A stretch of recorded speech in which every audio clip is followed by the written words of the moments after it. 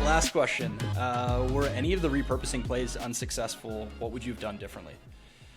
Yeah, I think one of the biggest ones for me that was not what I would say is successful is some of the YouTube plays we did. And so, like, we would drop the big YouTube video on Tuesdays, and we would get a good amount of views and a good amount of traffic because it was dripped out through email. And so people would watch the episode, watch the show, and then we would drop cuts on that Thursday, and then we would drop cuts again on Saturday. But because we don't have a massive YouTube audience, the traffic amounts on those separate videos that we were cut would be pretty low because there was nothing, unless you were subscribed, and again, it's a super small audience, unless you're subscribed, there really wasn't any way for anybody to know those videos exist.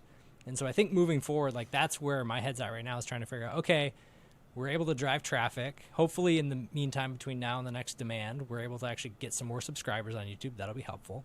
But how do we continue to drive and push people over to YouTube to where we do have this good content that's dropping out 3 days a week? They just might only think it's one. So like trying to figure out how to harness that in. I think that was, again, maybe not unsuccessful, but it wasn't as good as I thought, and it was definitely a key learning.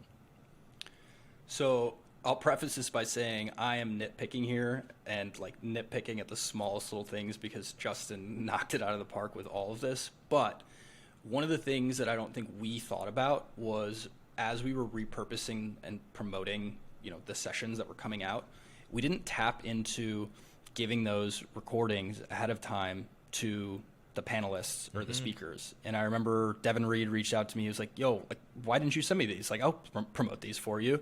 And I think I maybe got a little, I don't know.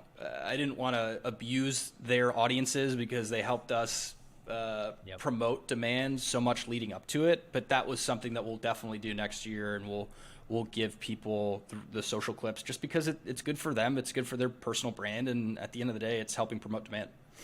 Yeah, no, I think that's a great point to point out too. I think we were so good pre-demand working with the speakers. We were good post-demand. No. I'm saying just in terms of like interacting with the speakers, with the people who were helping us out. And I think that is the one thing we probably laxed on was like, okay, how do we help?